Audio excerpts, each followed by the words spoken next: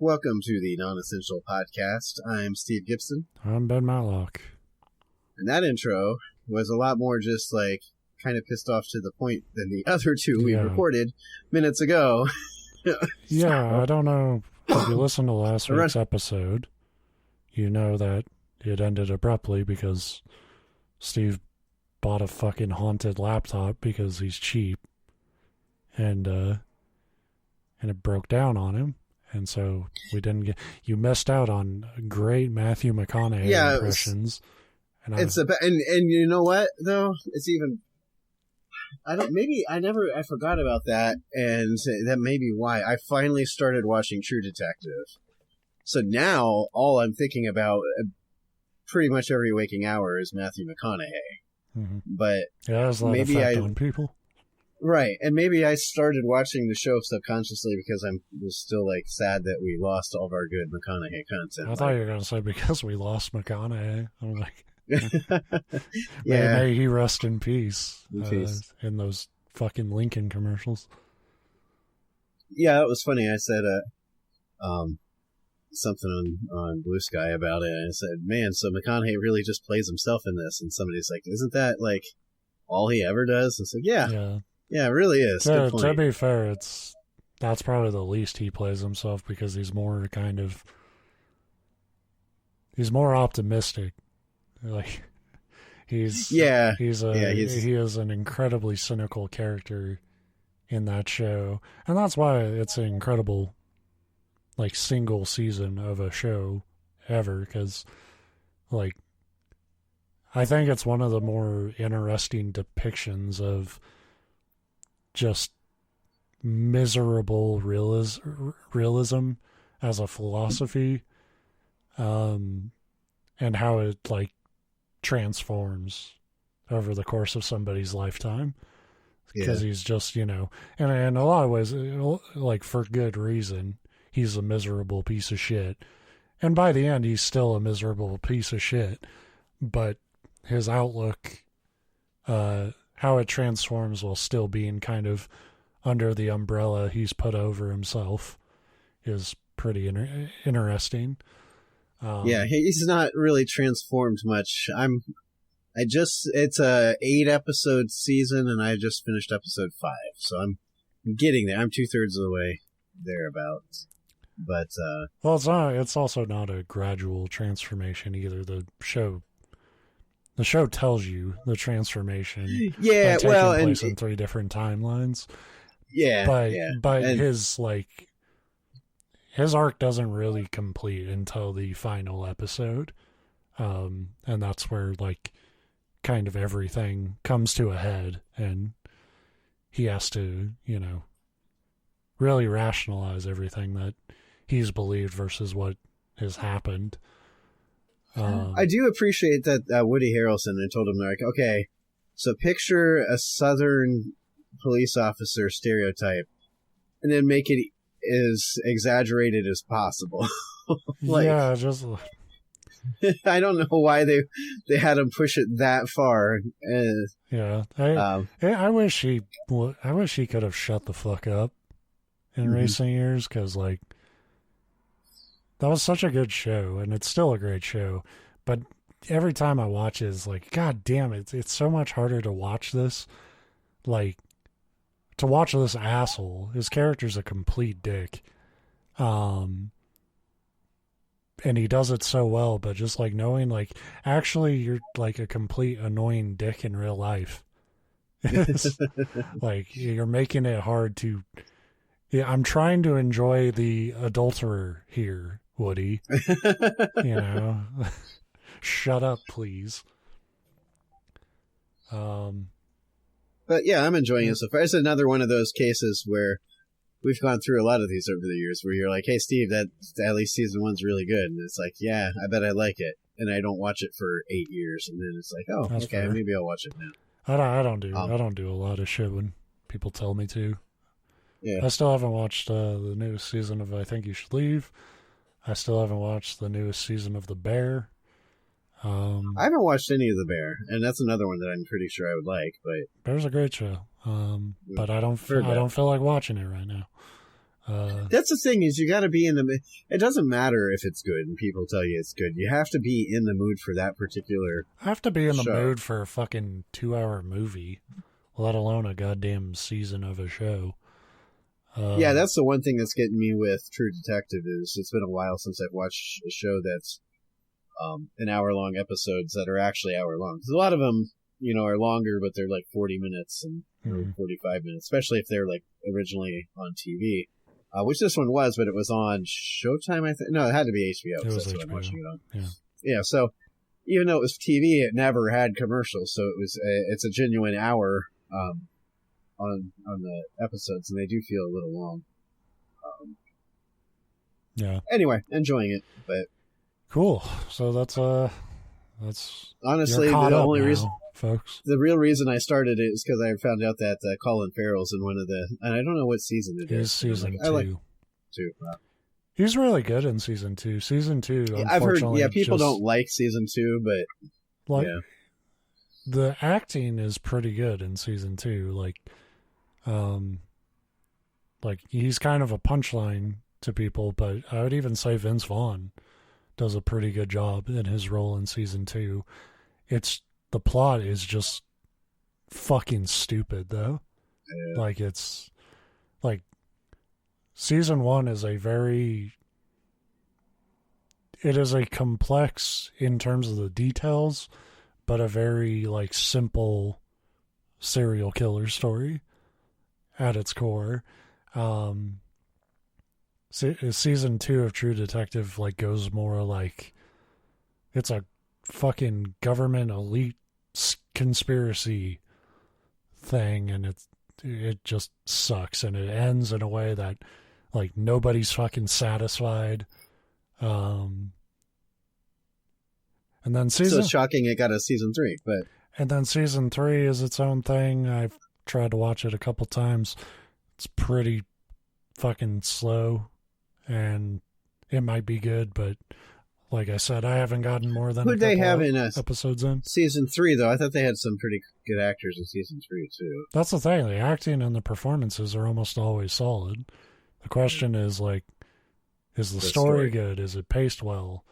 They kind of caught lightning in a bottle with the first season. But there's a new one coming out that's in Alaska with Jodie Foster, and I don't remember the actor she's working with. That surprises me because the season 3 of True Detective was like years ago, wasn't it? Mm-hmm. Yeah, but it's kind of like Fargo. Like a new season of Fargo just came out, and it felt like it had been a while. I think since like COVID. Yeah, and that's the thing too, though. Like COVID disrupted a lot of stuff, and then the writer's strike disrupted stuff. Yeah. I think there's going to be a lot of shows that I completely forgot about. They're like, okay, next season. It's like, oh shit, that was a thing. Yeah. Yeah. Anyway, but we're not a TV. They don't disrupt this show. No, I was gonna say we're not an entertainment. As you can tell, we podcast. Definitely don't we're here pay to bore writers. To do our bullshit. And we should pay writers because I'm stealing from another one today. And I've kind of hinted at over the last month, I'm kind of done making excuses for it. This is just what I want to do. I'm tired every week, and this is how. Oh yeah, it's not. If anybody expected us to have more time and be less tired at the end of the year, they're insane. You're completely wrong. This is by Madam Macabre, and we've probably done stories by her before. I don't know. It doesn't sound familiar. It sounded familiar to me, but I wanted to change it up. I feel like creepypastas are always about negative things, and this one's called Good Doctor Locklear. So I'm sure he's fantastic. Yeah, so he's a good doctor, and I'm sure nothing fucked up will happen throughout all. So this is a weepy pasta, like tears of joy, because this is a happy pasta. Yeah. This is like, from what I can tell, this is another series. Like I think the writer wrote 3 more of these, but we're just doing one today. So, and I hope they like do the theme instead of like. following the same character. It's like the Good Doctor, what did you say, Locklear or something? Locklear and then Jr. The next one's like the Good Janitor Jim. And then it's like the Good... Yeah, it's just the good professions. They're just highlighting people that have shined at their job. Yeah, it got pretty bad at like Good Gas Station Attendant Locklear. Mm-hmm. Yeah, that one really, like you said, the writing was good. The story just fell off. Yeah. Coming to HBO, the Locklear series. All right. There was nothing but groggy swirls of illusionistic euphoria. The drugs they had administered to him were too powerful for anything else. His senses were obstructed, and he was alone with the cackling voices inside his head. They grew louder and louder until he could no longer bear it. He tried desperately to claw at his face, to do anything to hush the dull roar, but it was in vain. As his arms were strapped securely to his chest by the straitjacket that subdued him, he collapsed onto the doughy floor beneath him. He had been in this miserable cell for who knows how many days now. Perhaps even weeks or months, God forbid, years. He had long since lost track of time, yet he did not care. Those damn fools. Who the hell did they think they were? Locking him up. Him! A man of science. A bringer of societal advances. The moment you say you're a bringer of societal advances, dude, read your history. Anyone who tried to bring societal advances probably got locked up. Elon Musk. Dude, fingers crossed. Well, he's not locked up. Yeah, right. But it's happening. But more to the point, again, anybody that talks like that, I'm a man of science, a bringer of social evolution. If you're not never good. If you're not locked you're not up, the good guy. Be. Yeah. Right. Or like the people who even did mean well, like Dr. Octopus and Spider-Man. Well, sure. You know, he meant well initially, and then look what fucking happened. Well, I think a lot of them very mean cool. well. I think a lot of it mean well. It's just that's a slippery slope when you have zero morals. It's like I want what's best for mankind, and the way I do that is ignoring what's best for mankind. Well, so the Thanos thing is like technically what Thanos did in whatever fucking Marvel movie that was is like it was best for the survivors. As long as you ignore the fact that you also just blinked out half the other. Yeah, if you're willing to put your existence down on a coin flip, it's fucking cool. A man of science, a bringer of societal advances, and hero to mankind. They would regret this, all of them. If they would not have him as their savior, they would have him as their end maker. That's a little weak. Yeah. But he's a man of science. As your bad stuff. He's a man of science, not the man of words. Right. I'll be your fucking ender jerk. His brow twitched for a moment as he willed away the powerful headache that always seemed to follow the voices. It was agonizing, yet he was glad for it. The pain seemed to flush his mind of the heavy psychotropic drugs that the nurses had given him in an effort to keep him from harming himself. Funny, because it wasn't his own safety that they would need to fear for. Silly nurses. Yeah, how dare they lock this dude up? Again, it's written pretty well, in my opinion, so far, because that's exactly how these people are. It's like, well, I want to save mankind. We're not going to let you do that. Well, then I'll fucking kill you all. It's like, well, then you're clearly not the good guy. Then you're right. Then we were right to do this. Right. As the pain subdued and his vision began to clear, he laid quietly in his cell. It was dark, and the only sound was that of his own shaky breaths. Shaking off the last of the grogginess, he tried to focus. Yes. That was a typo. The sound is the shaky breasts. Yeah. He's got man boobs, like I do. No shame, but he could hear them jiggling. Yeah, and he hasn't been able to sleep since. Hear the watery sound of his juicy tits. Shaking off the last of the grogginess, he tried to focus. Yes, today would be the day. Now that his mind was free from the iron grip of the drugs, it all came rushing back to him. It had indeed been months that he had been locked up in this damned place. He had been captured inside the home of one of his patients. He couldn't for the life of him understand why the police had busted down the door and taken him away by force. Let's try to remember. It had to have been the work of an enemy, or a rival practitioner that would benefit from his absence. That was the only logical explanation. In all his years of service to humanity, he had only ever striven to help people. He cared a great deal for his patients, and they certainly were far better off with him in their lives. So why this? For a moment he thought back to a previous patient, a sweet little girl named Anna. She was no more than 7 years old.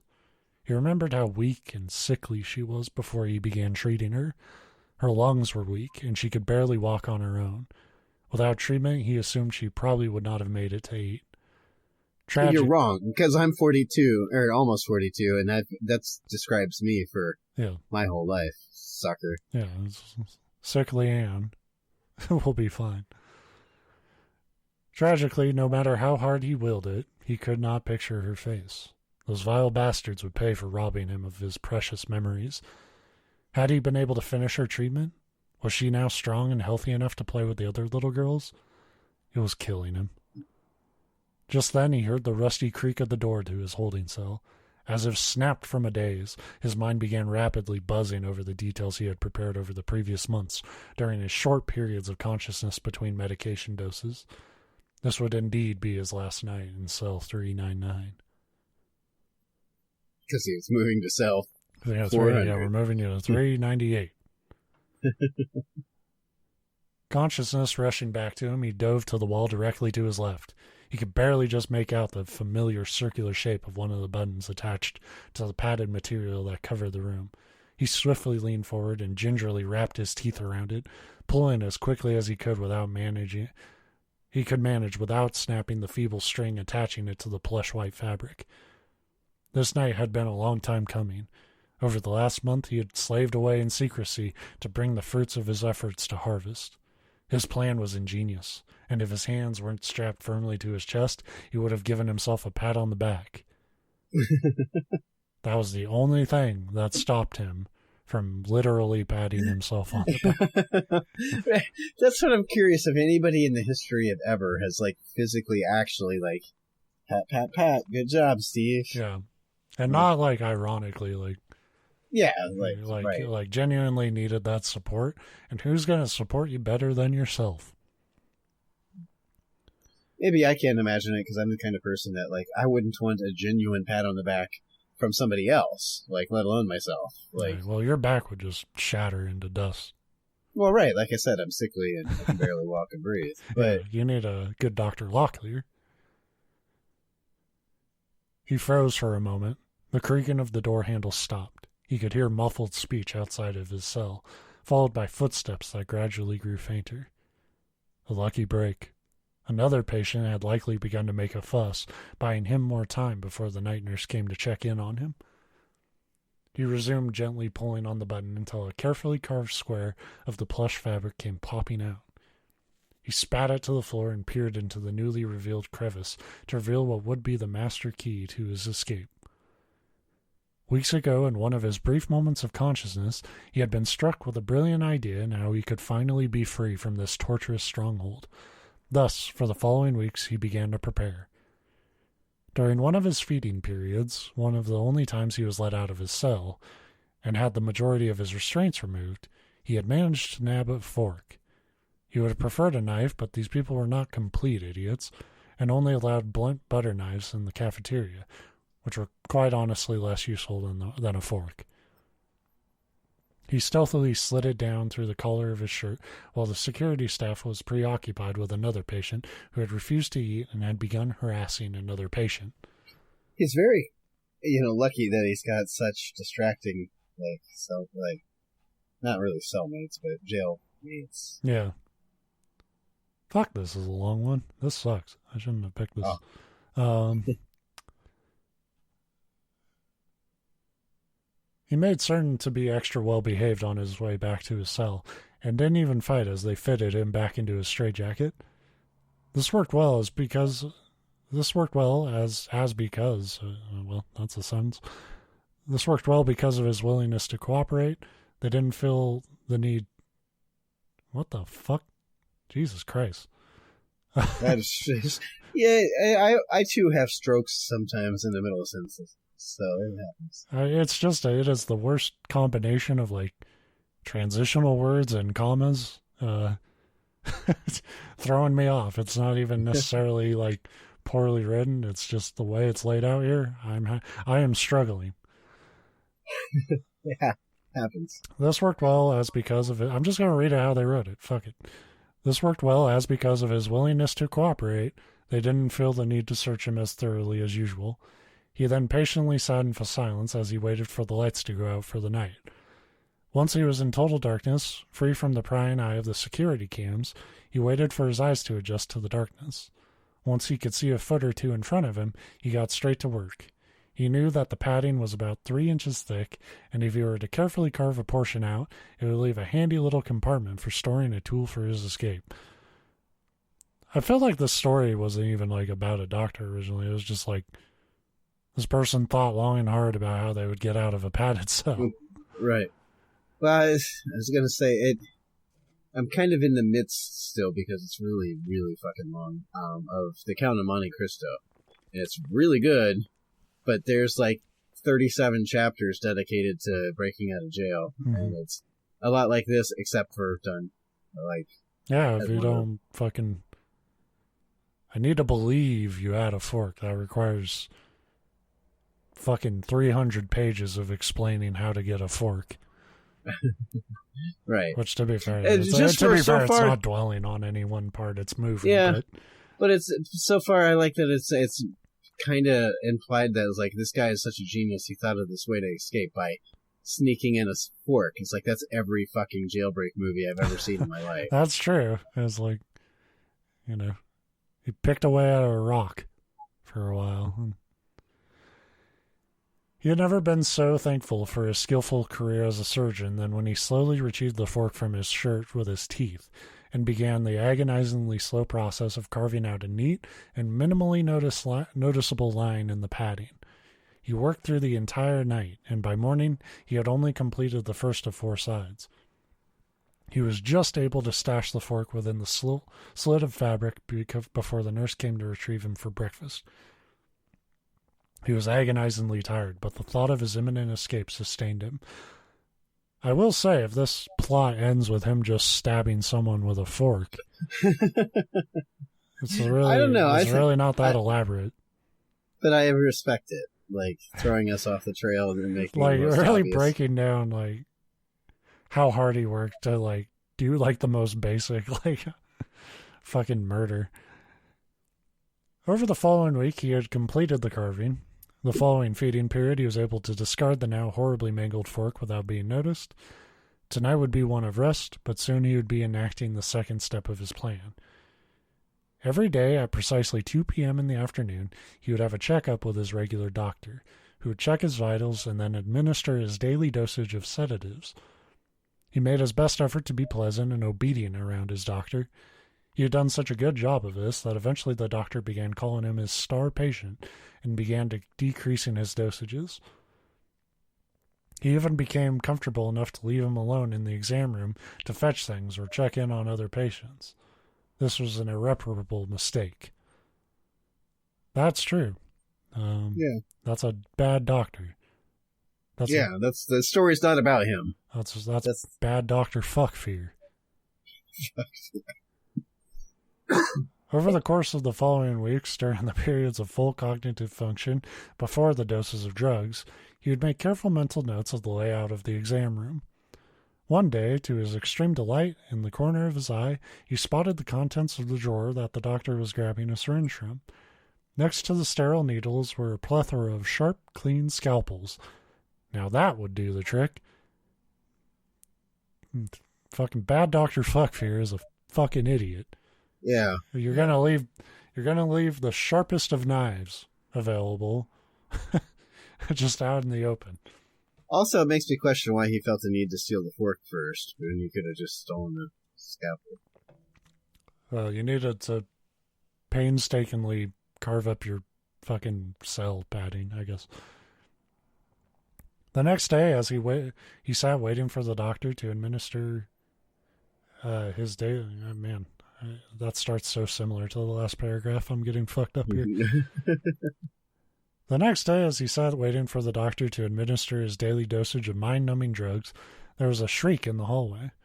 One of the nurses burst into the door, covered in blood, and began screaming for a doctor to assist her. Apparently, the patient next door had managed to break free from his restraints and had plunged several sharp surgical instruments into his eyes. So he, too, was a genius. Yeah, apparently you don't have to be a fucking good doctor to come up with the plan to find sharp thing. This was the perfect opportunity. The doctor turned to him and said, "There's been an emergency. We need your help." No. I was really hoping that was... Is anybody here a good doctor? Come on, Locklear. You're coming out of retirement. There's been an emergency. I'll be back in a moment. I don't think it's necessary for me to tell you this, as you're always such an exemplary patient, but would you please be a good boy and wait here for me? So he's not even, like, locking the door or anything? No, just be good. Please stay here and be good, yeah. Star patient. Yeah. You're my special big guy. He plastered on the most innocent smile he can muster up, and in a sugary sweet voice responded, "Why, of course, doctor." And as soon as the doctor closed the door behind him, he promptly got up from the exam table he had been seated on and made his way over to the drawer of scalpels, which he then plunged into his eyes. No. Thanks to his weeks of excellent behavior, he was now only wearing a pair of handcuffs. That allowed enough flexibility for him to quickly slide the drawer open, grab a fresh scalpel, and once again slide it down his collar. He then drifted quietly back to the table and took a seat as if nothing had happened. A few minutes later, the doctor returned, also covered in blood. "This crazy bastard must have given him hell," he silently chuckled to himself. Once again, he resumed playing the good boy and did exactly as he was told, all the way back to his little cell. He then waited in silence until, once again, the lights went out. He then removed the carved portion of the wall with his teeth, and in the same manner with which he removed the fork, he grabbed the scalpel from inside of his collar, very glad it still had its little cap on, and tucked it away into the cushy little chamber before tucking the carved portion back in place once more. It would only be a matter of days now before he made his move. He jumped. Get back, he's got a fork and a scalpel. Yeah, well, that was saying, now I can use the scalpel to get another fork. He jumped out the sound of the holding cell door beginning to creak open. Whatever fuss the patient next door had been making hadn't lasted long enough. He wasn't ready. Damn whoever caused the stir and gave him a false sense of security. Damn you. But he had no choice but to go on with the plan. Tonight was the night. It had to happen tonight, or it wouldn't happen at all. The normal night nurse, Gertrude, was an ox of a woman. Even if he weren't still slightly sedated, or in any restraints at all, he knew better than to try his luck against her. She would make quick work of him, snapping him in two like a twig. However, tonight was different. For the past month, every third Friday, a sweet young woman named Emily would shadow Gertrude, training to become a fully fledged night nurse herself. It just so happened that tonight was her very first night on the job, all by herself. She was the only one on patrol on both floors 3 and 4. That is, unless you count Ernie, the security guard, if you could even call him that. He was a heavy man, to say the least, and grown a little too accustomed to letting Gertrude take care of all the muscle work. He wouldn't be a challenge in the slightest. How fortunate for him that his good behavior had gotten him moved to a low-risk ward.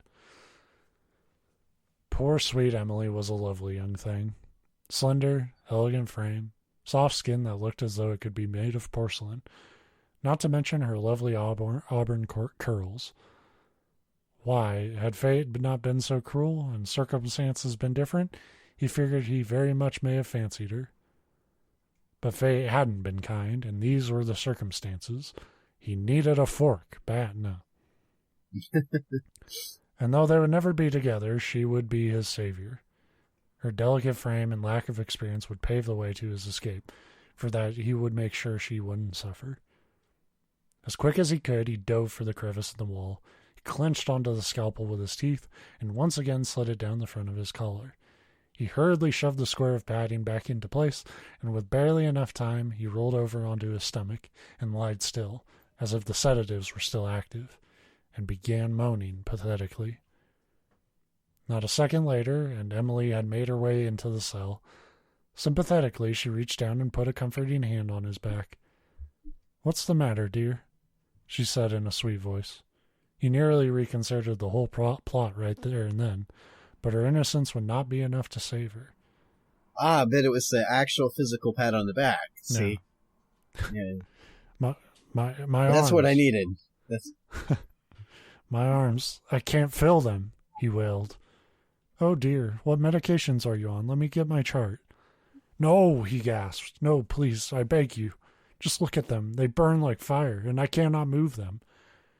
She frowned for a moment, but he just laid face down on the floor, howling in agony. Her heart ached for him, and after a moment's hesitation, she began to undo the straps. He lay there whimpering, not moving a muscle.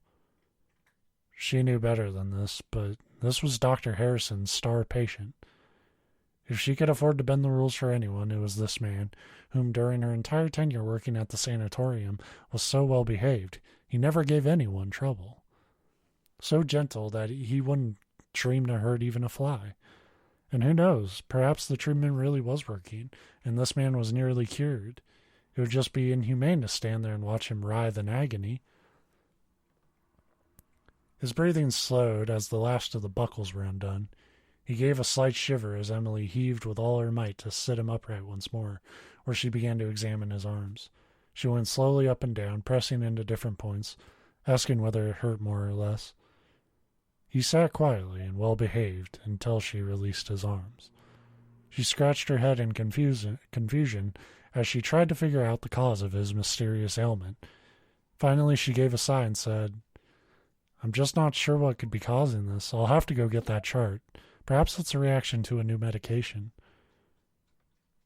Just as she turned her head to the door, he slipped his hand down the collar of the straitjacket. His arms were still in the pointy little sleeves, but he was able to get a firm grip upon the handle. He popped the lid off with his teeth and realized it was a spoon. Damn it. Couldn't it at least be a spork? And then, faster than the poor girl could glance back at him, he pounced. He held her crushingly tight with his left arm and pulled her close. She struggled with all her might, but still his grip did not break. Her screams echoed in vain, as the closest help was 2 floors away. He tried to hush her, whispering gently in her ear, "Hush now, love. You won't feel a thing." And with one swift motion, he brought the scalpel slicing deeply from one ear to the next. You definitely feel that. Yeah. That is not a humane way to... You're being a piece of shit. You're actually doing like one of the worst ways you could kill her. Severing her carotid artery, turning her panic screams into gurgling whimpers until they faded away completely. 8 minutes later. Yeah. He held her limp body in his arms for a moment. What a waste, he thought to himself somberly. He held her until his straitjacket was entirely saturated in her warm, sticky blood. He then sat her down ever so gently before removing his restraint. After freeing his arms, he gingerly plucked the card key from the front pocket of her scrubs. This would be most useful. Most useful indeed. Indeed. He looked down at his own blood-soaked flesh and reflected for a moment. He would need to find some new clothing on his way out. I was hoping you were going to say he looked down and reflected, "Hey, I am the bad guy. No. Fuck, I should just stay here," and he locked himself back up. Yeah, there's got to be that moment of like, okay, I'm in a blood-soaked straitjacket. Like, maybe I am the bad guy. Perhaps he would find some in the storage unit in the basement where his personal effects were being held. I promise you they didn't keep any of your shit, dude.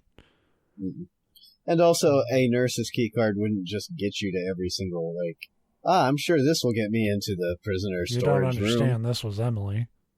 Oh, that's true. Everybody. She just started, so we're giving her access to everything. Maximum clearance. Yeah. That's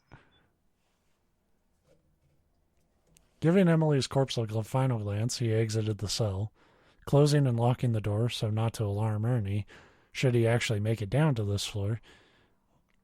With great haste, he sprinted down the hallway, careful not to make too much noise. When he reached the enormous door at the end of the corridor, he pulled out the card key and swiped it through the reader. He waited for a moment, then there was an audible click. He gently pushed, and the door popped freely open.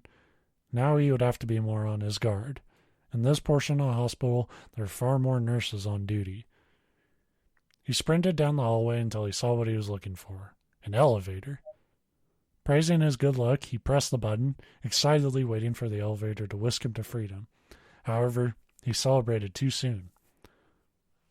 Just then he heard talking, 2 voices, right around the corner.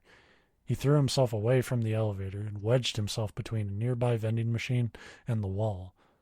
The 2 nurses did not see him and kept talking as they came to a stop in front of the elevator. However, they went silent as one of them reached for the button, seeing it was already lit. They glanced up and down the hallway, but before they could say anything, the elevator let out a ding as it arrived on their floor. They simply shrugged and said, "We have got to get the maintenance guy to look at this whole thing. I'm surprised it's still operating," as they boarded. It apparently works better than ever by predicting your movements. oh, right. Yeah. He let out a sigh of relief as the elevator doors came to a close, though now he had to find a different way down. He pried himself out of his hiding place and peered around the corner. Fortunately, the stairs were straight ahead. He made a dash for the door before any more nurses had a chance to make their way through the busy hallway. He soon tucked out of sight into the drafty stairway. It was dim and the lights flickered ominously. He thought for a moment that it built quite the frightening atmosphere, but then chuckled, because he supposed he was the monster lurking in this dark place. Titter, titter. His footsteps echoed lightly as he made his way down. 2, 1, and then basement. Just what he needed. He pulled out his card key once more and swiped it to gain entrance to the door. It clacked open a little more stubbornly than the last door. He cautiously pushed through, just enough to peek in. There wasn't a soul to be seen, so he merrily made his way down the corridor. He glanced at a laminated map of the floor plan that someone had stapled to the wall. The storage room in which the personal effects of patients 300 to 399 were kept was just a little further ahead. That's a lot of information for a Xerox floor plan. Dude, I'm telling map. you, this isn't poorly written, but the amount of detail, motherfucker, I don't need to know how this place was laid out. With a quickened pace, he soon found the new room. Once more, he pulled out his trusty card key. He swiped it, waiting eagerly for the door to pop open. I really hope it's like a video game now, where you can use the card key 3 times, and then it just stops. Now you need a blue card key. Yeah. He swiped it, waiting eagerly for the door to pop open, but something was wrong. There was no click, and the door just stood as stubbornly firm as before. Hey, they thought about your criticism. He began to panic. He hadn't accounted for this. He would have to find another key, kill another nurse, and spend even more of his precious dwindling time. And listen to some audio logs along the way. Or go back to your cell, or just leave in a... Sounds like you could probably get out of the building. He's like, but I've got to have my jeans, man. They fit perfectly. They were... I had my stethoscope in there. I'm a doctor. A good doctor. He quickly pushed the door to... Okay, all right, hang on. He began to panic. He hadn't accounted for this, so I have to kill a nurse, blah, blah, blah. In a wave of frustration, he violently swiped the card once more. To his immense relief, this time he was met by the welcome click of the lock. So apparently he just did it wrong. He swiped like a bitch, dude. He quickly pushed the door open and slipped inside. Holy shit, man, this is a long one. It was a fairly large room filled with locker after locker from floor to ceiling. He looked about, trying to find a map of the room so as to pinpoint the location of his locker. He then noticed a desk at the opposite wall. It was cluttered with some old files and what looked to be a broken old computer, but there was something else. A thick old journal. Despite the fleeting time, his curiosity overcame him, and he moved in to pick it up.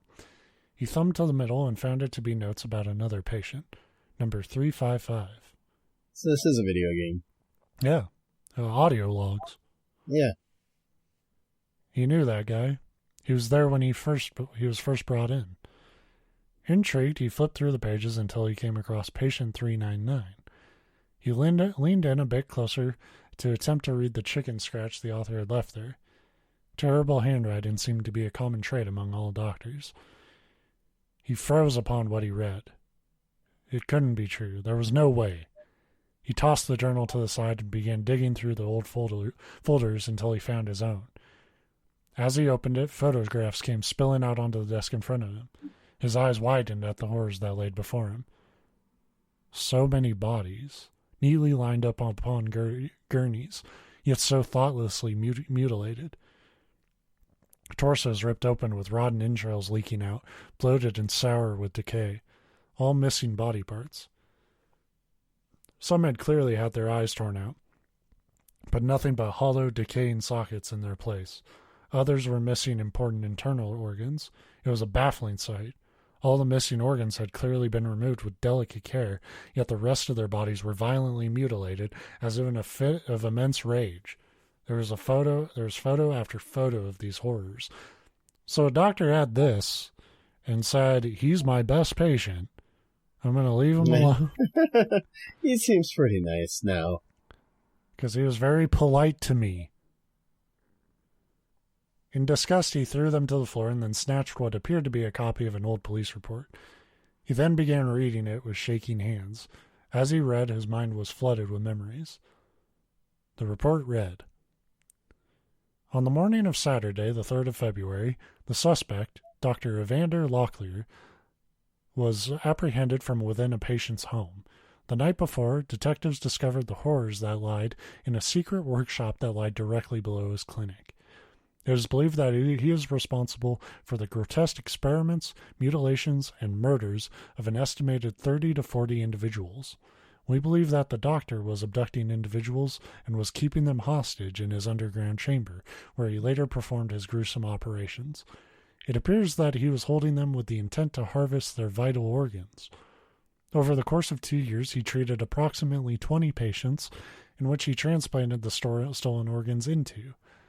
One said case is of a minor Anna, last name withheld, whom received a lung transplant. Upon further testing, it was determined that the lung she received had previously belonged to Paul Kenneth, a recently released sex offender.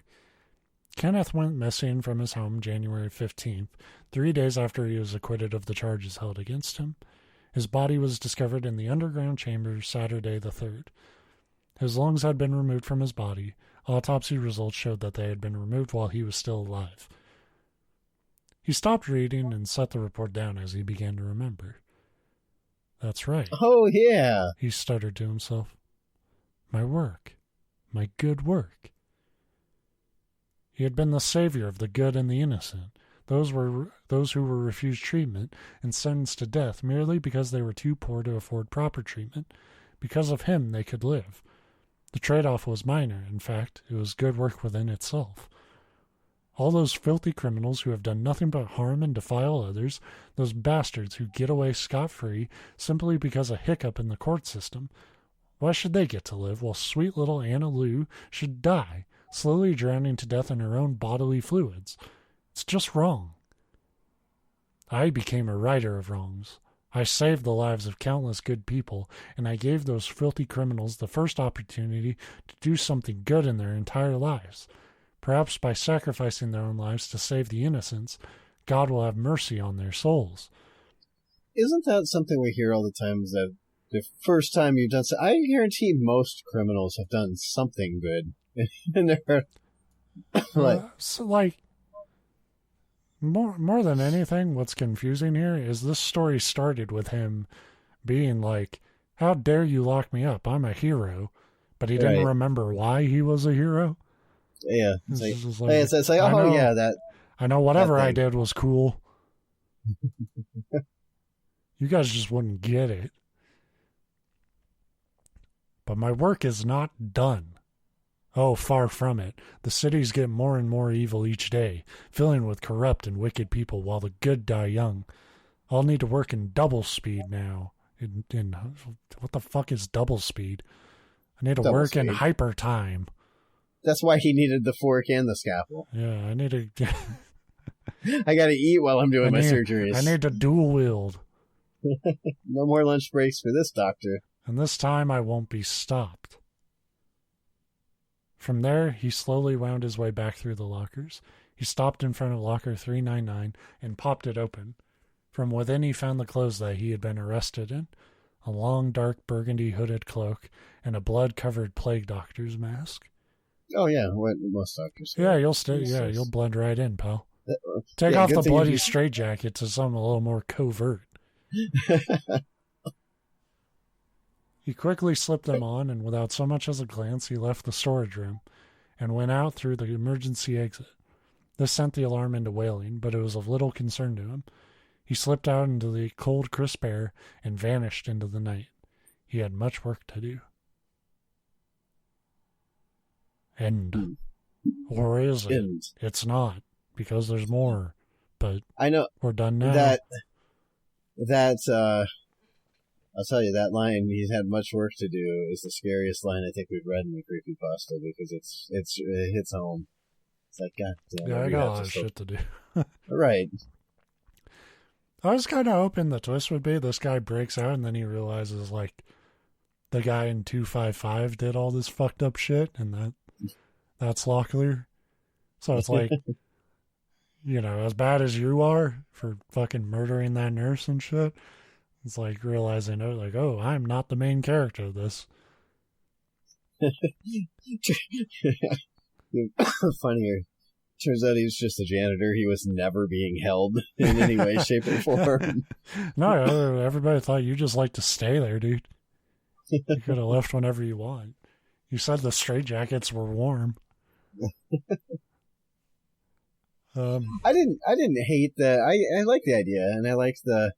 I think it's a good setup. Like it's a little bit of a stretch to be like, oh wait, yeah, I was murdering people, but that's what made me good. Like he would have remembered that the whole time. Like for him to find it, good, yeah. Like that was his whole thing at the end there. He's like, that's what makes me good, is I'm cleansing the earth of these bad people and helping good. So he wouldn't have forgotten that first half. He would have. I'm super confused though by. When you're reading it, you're kind of you're trying to narrate, so maybe I didn't process this plot very well.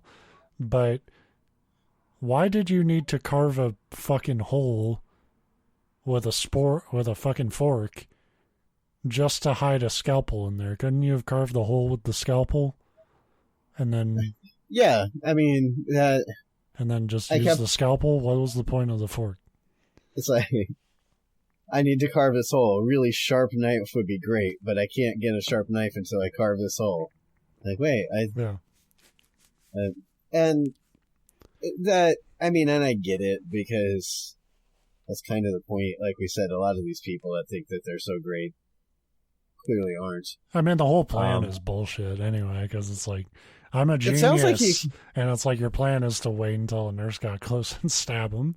It's like, that's not... It fits the character, but it's also like, wow, what a fucking egotistical prick.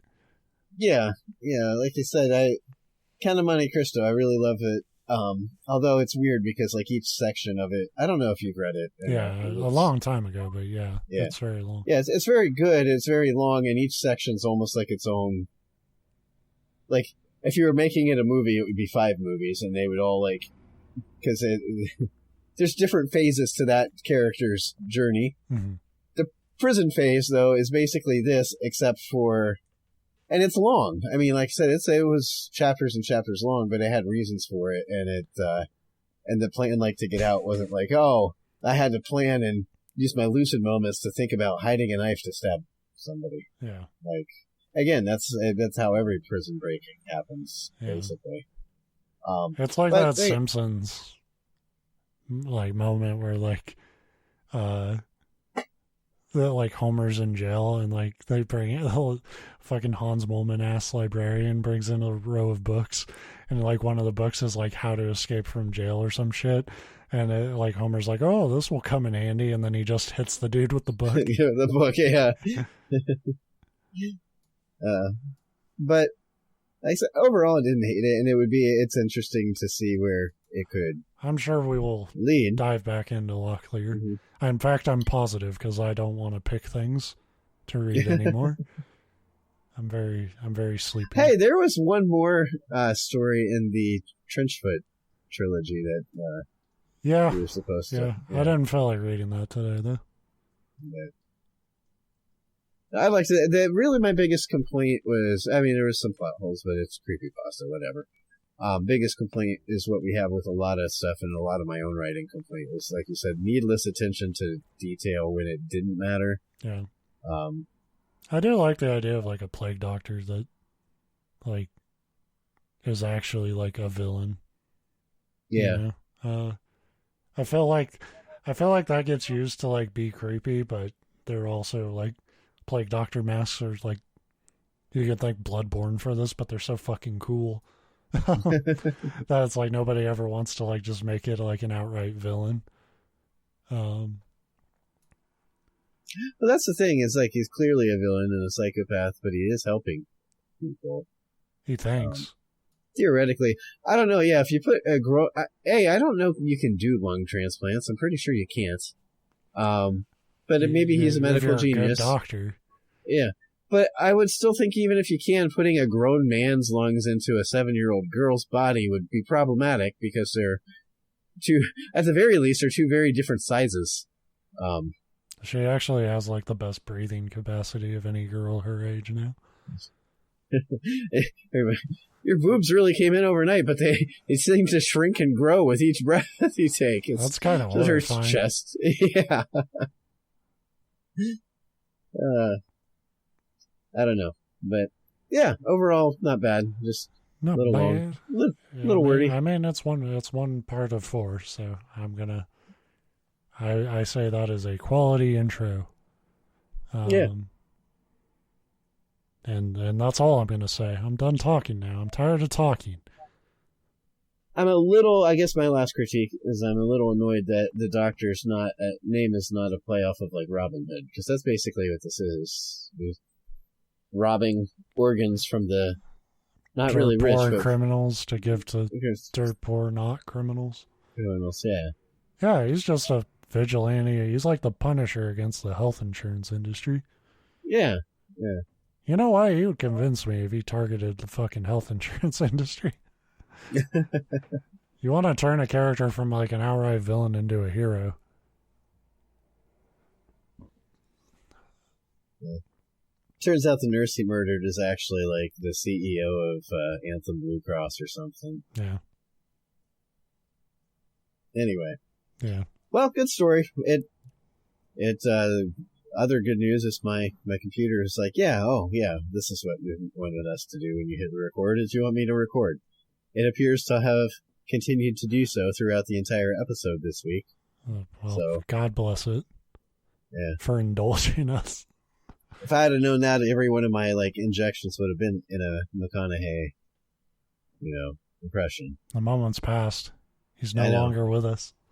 It's so fucking sad. It was so good. The last half of you guys were really missing out when we had a celebrity guest channeled through our being. I don't know. But yeah, that's the show this week. We'll be back, I guess. Yeah. I don't know. Fuck. I have to start paying attention, because one of these weeks we won't be, because the holidays will be upon us. I was actually going to suggest we take the week of Christmas and the following week off as a vacation. That's fantastic for me, because I'm also taking it off work. So yeah, I got a 4-day weekend on Christmas and then a 3-day weekend the following. And as much as I would like to do this, no, I'd rather just chill. Yeah. How are you guys doing your 4-day weekend for Christmas? Is it Friday and Monday you get off, or? Well, not for the company. It's a 3-day weekend. Oh, you just took a day. But I have a personal holiday that I need. Like, I only have access to that last week of the year, but I don't get to carry it over until into the new year. So my boss actually told me a month ago, like, hey, give me a day where you want to use this so you don't waste it, which was pretty cool. I've never had a boss be like, hey, don't waste this. Take your time off. So yeah, that's it. Bye-bye. Toodles. Ciao. Bon voyage. Bye-bye.